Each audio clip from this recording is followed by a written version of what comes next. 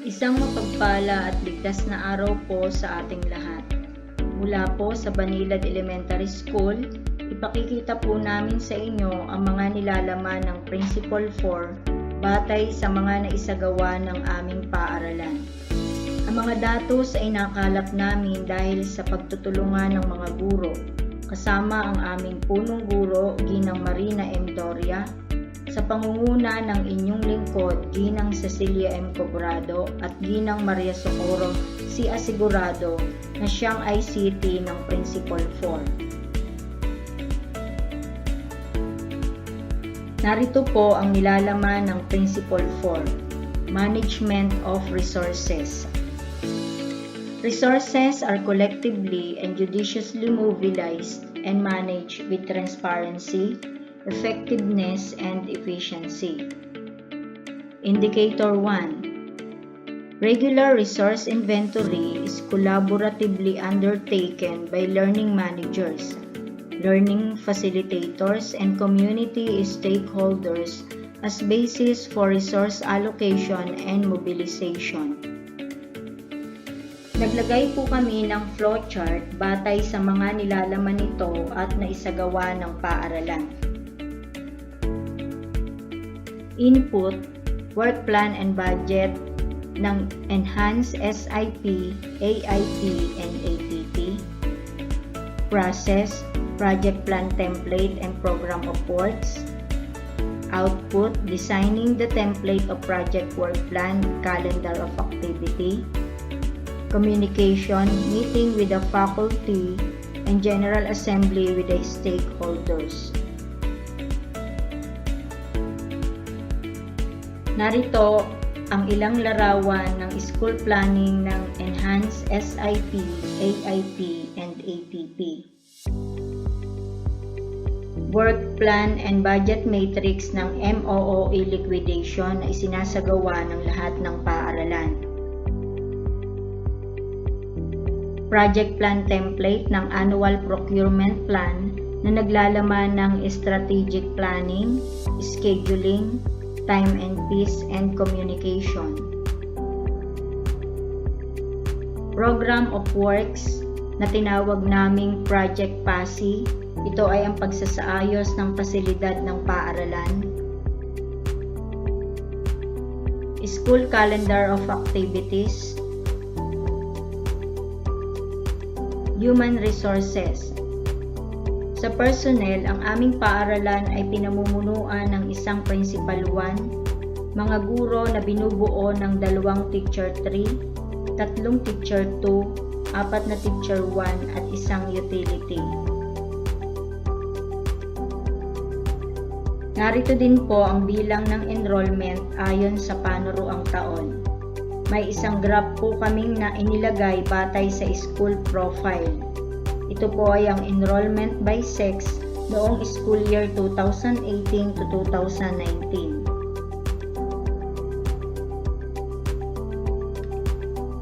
Ilan pa po sa inilakip namin ay ang larawan ng original certificate of school land title at school profile.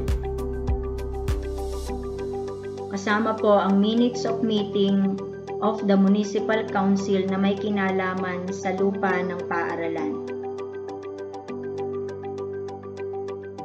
Resource inventory of instructional tools and equipment na masasabing pag-aari ng paaralan. Narito po ang inventory at larawan ng instructional tools and equipment ng science at mathematics.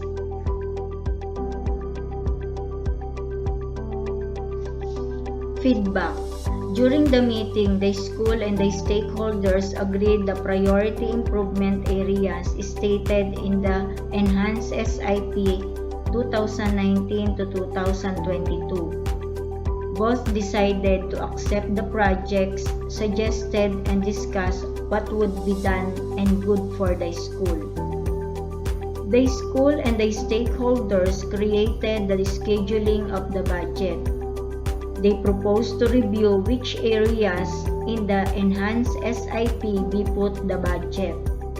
The meeting was recorded through a minute and signed by the designated sector as they approve the budget.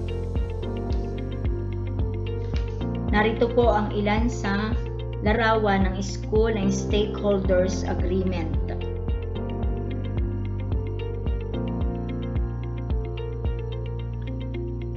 Dumako po tayo sa Indicator 2. Regular dialogue for planning and resource programming that is accessible and inclusive, continuously engage stakeholders and support implementation of community education plans. Makikita po rito ang larawan ng pagpaplano na may kinalaman sa programang pang-edukasyon na kasama ang stakeholders.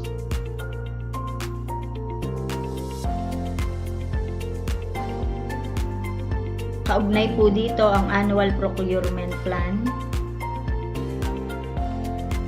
Sample of Project Procurement Management Plan.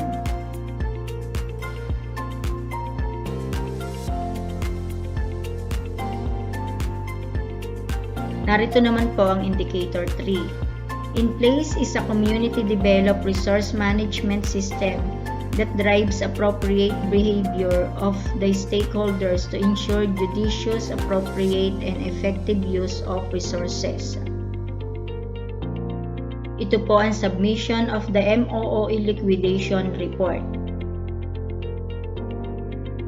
It is a monthly activity of the school in which expenses intended for the improvement of the school facilities and its monthly operation are charged.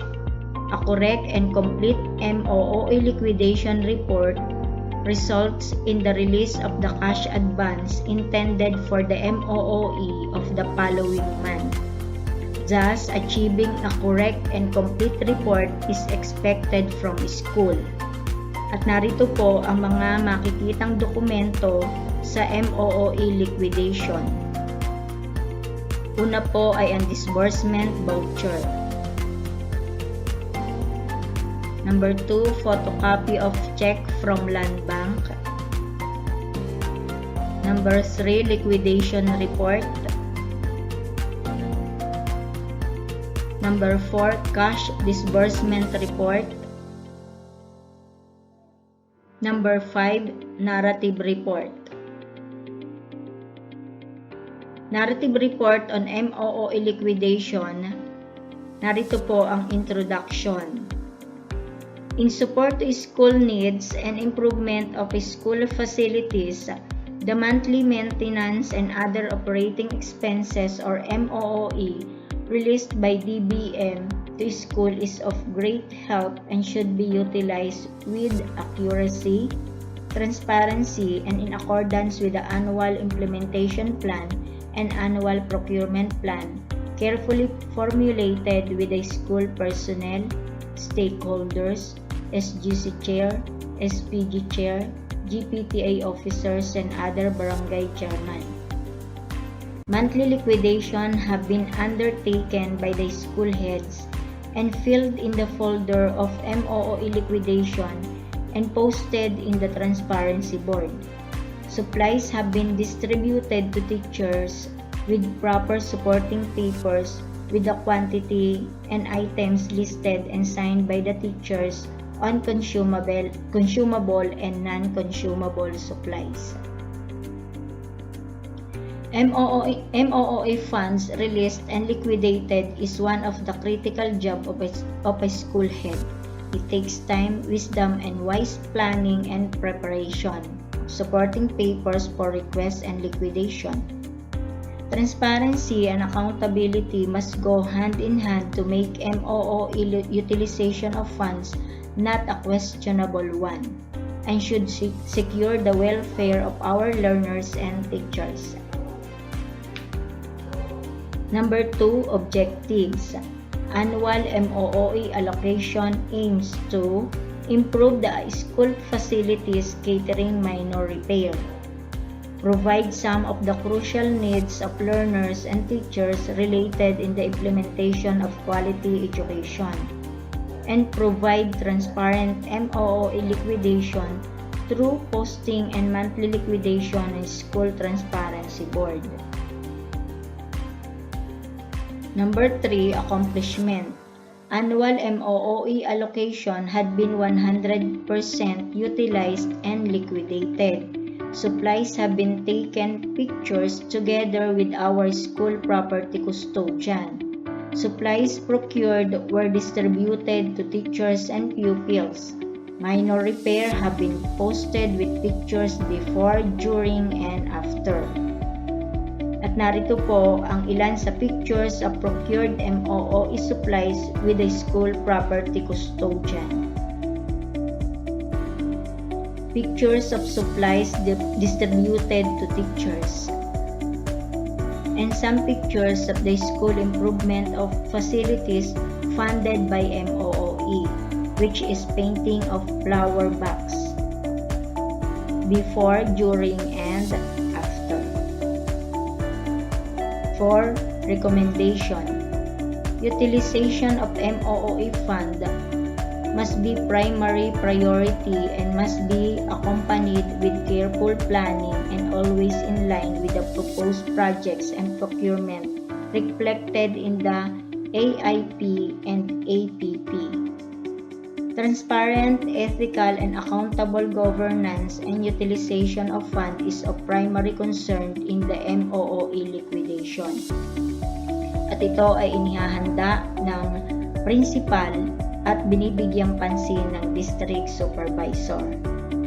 Narito po ang larawan ng meeting with the stakeholders.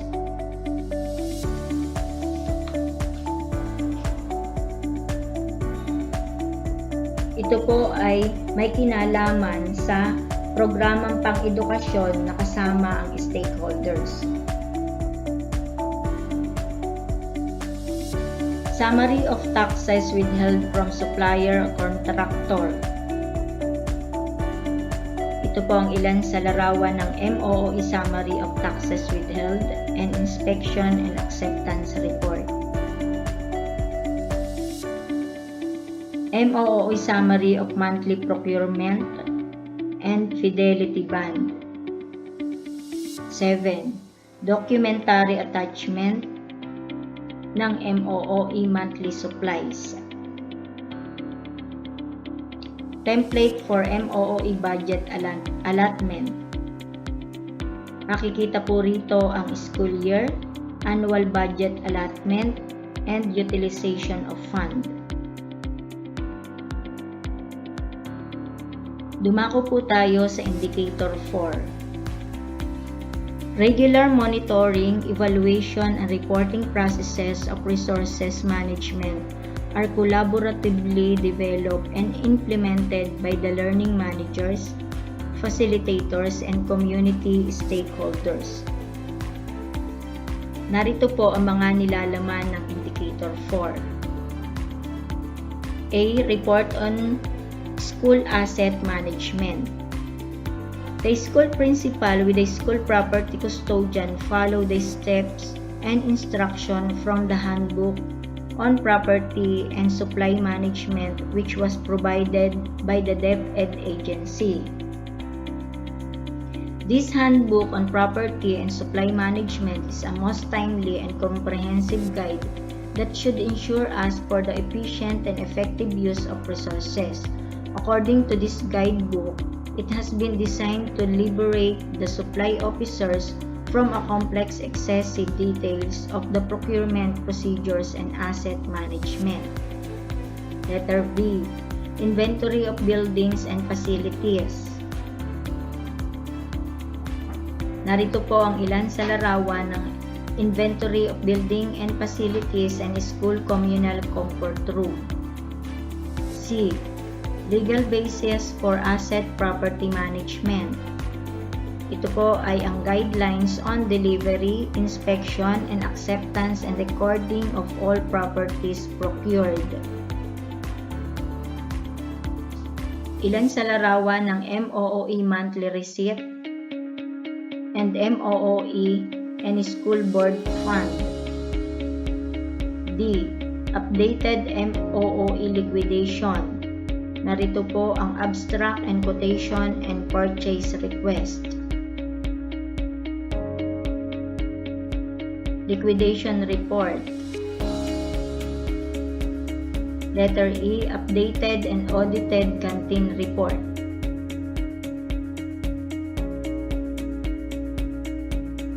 Ito po ang isa sa larawan ng monthly canteen report at consolidated canteen report.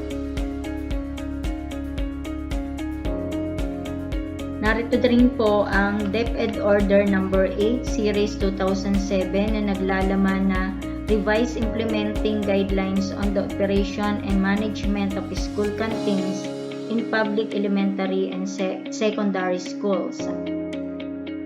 Utilization of Canteen Fund. The school-managed canteen shall prepare its financial statements using the pro forma copies of the monthly statement of operations. The net income from the operation of the canteen shall be utilized for but not limited to the following. Makikita po natin dito ang pinaglalagyan ng kinikita ng canteen at ang porsyento na inilalaan sa bawat isa. Ang paaralan po namin ay mayroon ding gulayan sa paaralan. At narito po ang larawan ng action plan. Schools garden site ng gulayan sa paaralan. At narito rin po ang ilan sa larawan na nakapag-harvest ng mga gulay ang aming paaralan.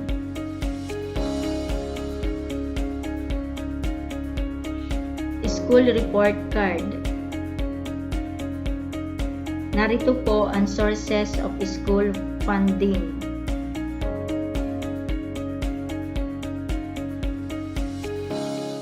SMEO or School Monitoring Evaluation Adjustment Tool. Ito po ay naglalaman ng mga programa at proyekto at mga gawain.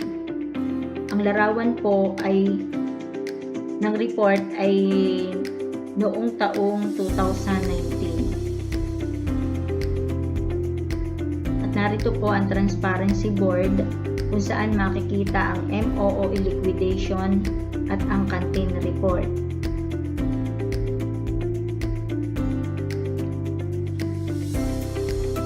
Narito rin po ang back resolution. Resolution recommending negotiated procurement and awarding to Early Minds Enterprise. Ito po ay back resolution number 1 and back resolution number 2 na may kinalaman sa feeding program.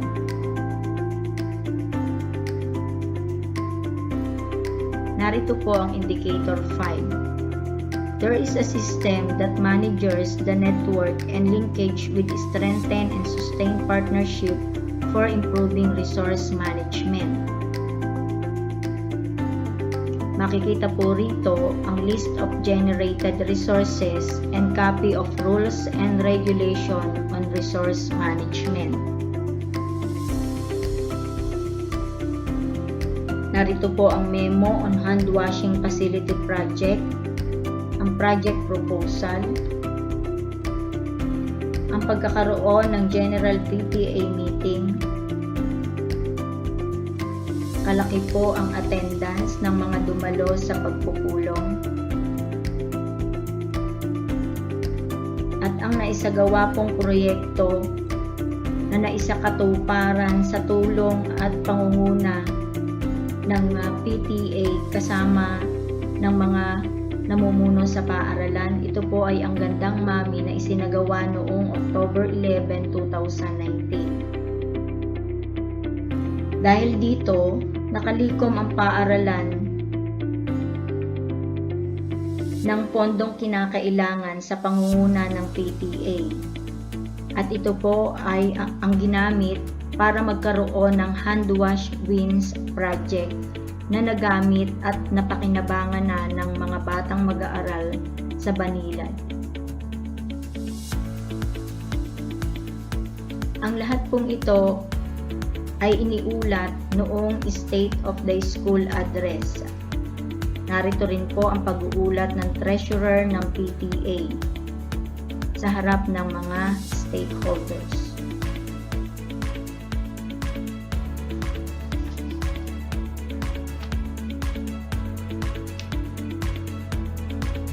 Brigada Eskwela Report. Ang larawan po ay noong 2019.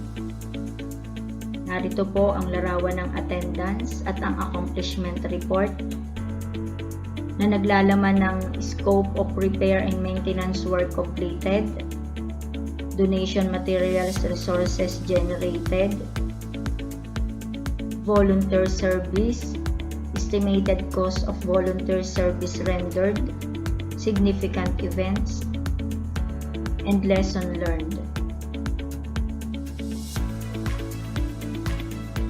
At narito pa rin po ang other generated resources na malaking tulong sa paaralan dahil sa mga donors na nagkaloob ng in-kind at cash na makikita po sa mga larawan. At ang deed of donation and deed of acceptance mula po sa nagkaloob ng groceries sa mga bata.